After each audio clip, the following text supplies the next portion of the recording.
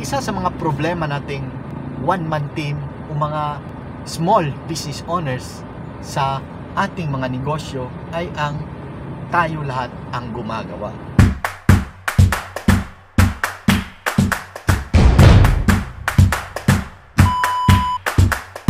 Ang kwentong ito ay kwento ko.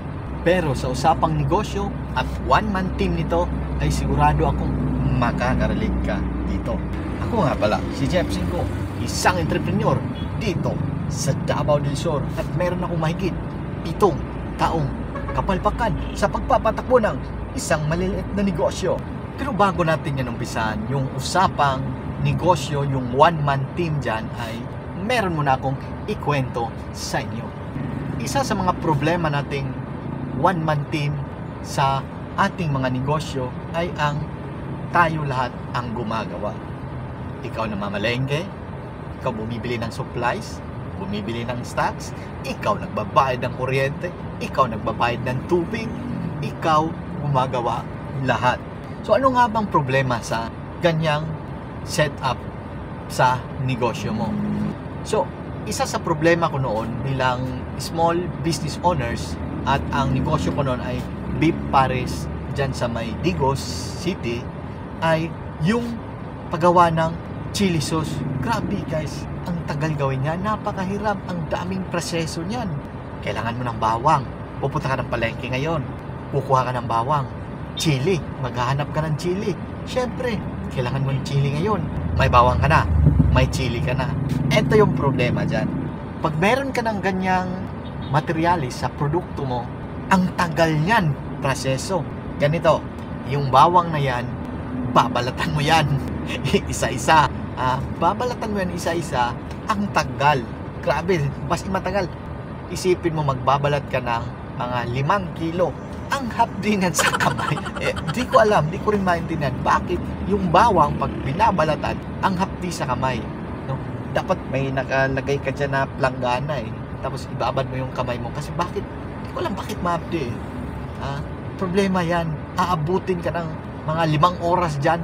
Magbabalat ka lang ng bawang. Bawang pala yung pinag-uusapan natin na hindi pa tayo nakakarating sa sili talaga, siling labuyo. Wala pa tayo sa siling labuyo. Ang problema dyan sa siling labuyo na yan, ganyan yan kahaba. Siyempre may tangkay yan. Yung sa dulo, alangan naman pati yun, iluluto mo, di ba? Ang pangit naman. So, ang gagawin mo dyan, tatanggalin mo yung mga ulo-ulo na yan. Problema na ulit yan. Ang tagal mong matapos ng pagtanggal. Yan. Kakainin yung 2 oras mo dyan. Tapos, ang anghang pa sa kamay. Payo ko sa'yo kung gagawa ka ng chili sauce, tapos nagtanggal ka ng sili dyan, ang payo ko sa'yo ito ay totoong nangyari ito. Lalo sa mga lalaki. Pagkatapos, huwag ka munang umihi. Pigilin mo. Huwag ka munang pupunta ng CR Pigilin mo muna. Kasi, yari ka, pag sinubukan mo yan, lagot ka. Yan yung tips ko sa'yo. Sa gumagawa ng dyan. Upalak gumagawa ng chili sauce. Ang tagal. So, may problema guys.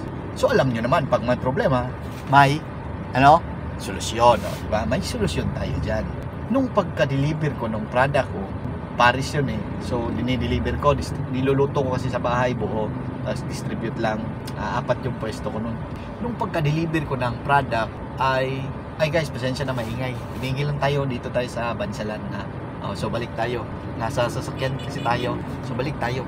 Nung pagka-deliver ko ng product na yan, guys, napansin ko, naknanto ko ang mga to. Yung mga tauhan ko, guys, nandun lang sa, sa store. Sarap buhay. Naka-cellphone pa. Tapos, nakatutok ng electric fan, Ang galing. Tapos ako, pawis, pagod na pagod ako. Tapos, magluluto pa ako ng chili sauce sa bahay pag uwi ko. Babalatan ko pa yung mga bawang, pati yung sili na yan.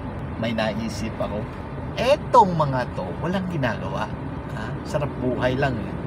Tingin ko, tama. May solusyon dyan sa problema ko na ngayon. Ang ginawa ko guys, mga tauhan kong yun, yung mga mababait na yun, sila yung pinabalat ko ng bawang.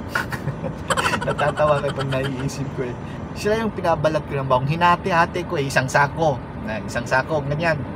dito ka ha, hatiin mo to mga 10 kilo sa'yo. Tapos ikaw dito ka naman, hati naman sa'yo 10 kilo sa'yo.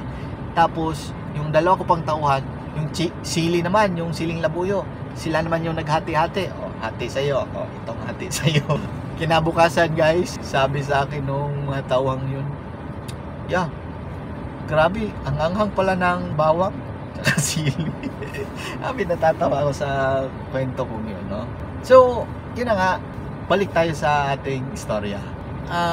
Pag may problema talaga, kailangan mo lang makita yung problema. Tsaka yung problema sa atin, yung one-man team, naku, grabing pakod ko yan guys. Yung pangalawa kong negosyo, yung Bimparis na yan, halos ako lahat gumagawa.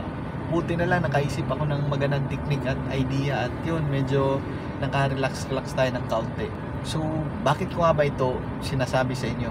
Kasi naniniwala ako na tayong mga small business owners o mga negosyanteng nag-uumpisa pa lang, kailangan natin maka-focus sa ating kanya-kanyang negosyo.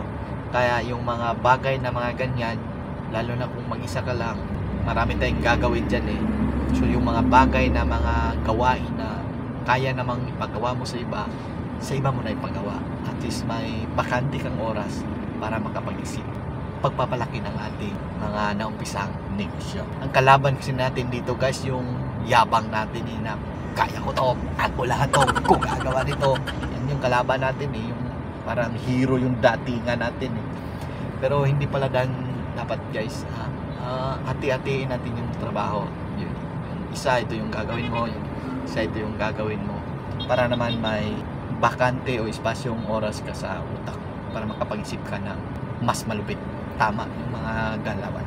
Ayos ba? Ganyan talaga sa negosyo. Marami tayong pagod, sakripisyo, marami tayong pagdaanan yan, marami pang problema, pero hindi ibig sabihin na titigil tayo. Siyempre, negosyante tayo, malupit tayo, tuloy-tuloy pa rin yung laban hanggang sa dulo tayo.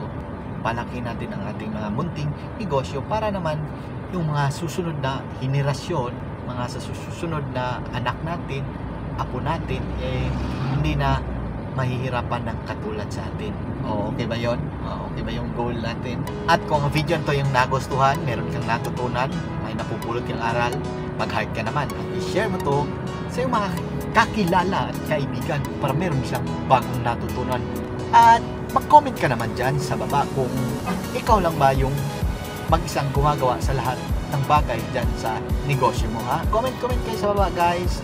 At huwag mong kalilimutan, ako si Jeff Cinco, ang nagsasabing kumbati, pirmi, laban lang sa buhay, laban lang sa pagninegosyo, tuloy-tuloy lang tayo para sa susunod na henerasyon. Let's go!